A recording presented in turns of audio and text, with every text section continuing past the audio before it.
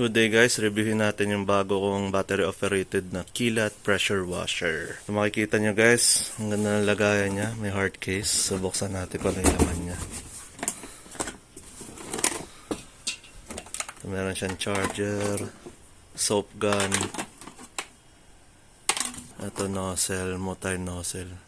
Then yung pinili kong variant, yung merong 4.5 amp na battery and yung default niya na alam ko ano lang to, 2 amps lang to.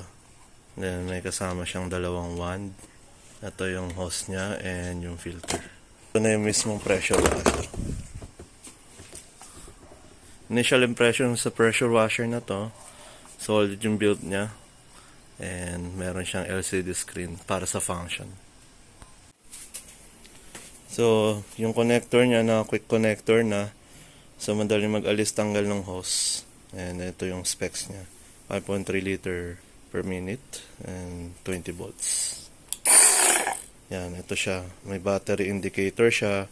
And then yung mode indicator. So, may tatlong eco mode, strong, and wash. So, basically, low, medium, and low, strong, and medium. Then, ito yung battery level niya. So, kabit na natin yung ibang accessory test natin. So may kasama siyang hose and yung unit is self-priming siya. Automatic na ihigop siya ng tubig. So drop lang natin tong hose na to. And kabit na natin to sa pressure washer. Yan guys, nakakabit na yung accessory, yung adjustable nozzle niya and yung tubig sa balde. Yan. Try natin, strongest setting. Ito siya.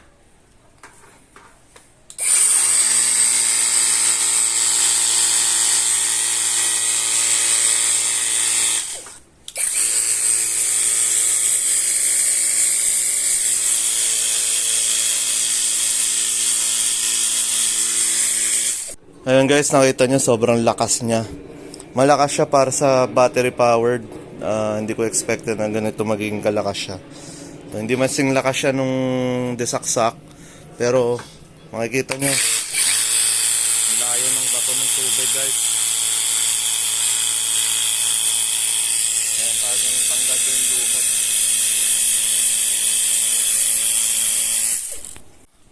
Ito naman guys yung wide frame setting niya.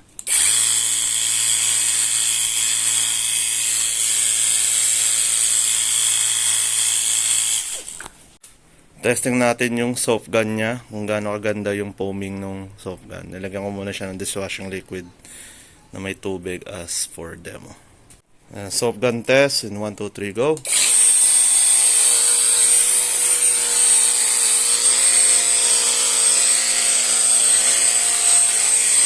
And hindi matakaw sa sabon yung pressure washer guys.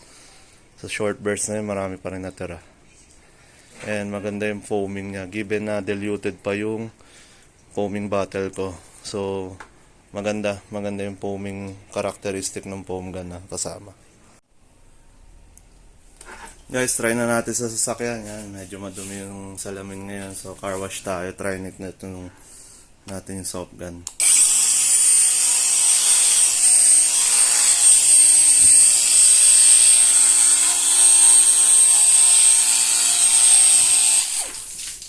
Yan, ganyan yung foaming niya guys, sobrang ganda.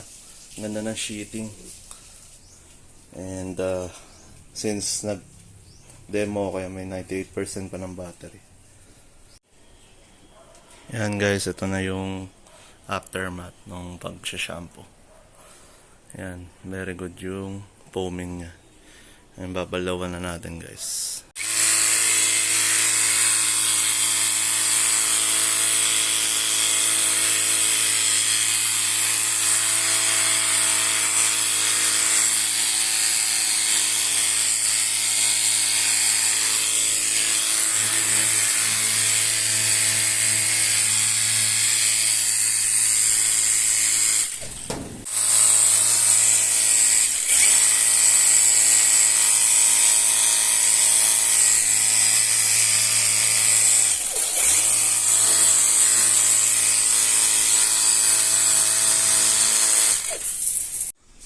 Guys, natapos ko na balawan at sabunin yung sasakyan. And meron pa tayong 84% of battery sa strong mode all the way strong mode yung demo ko, and using the 4.5 milliampere or 4.5 na battery guys.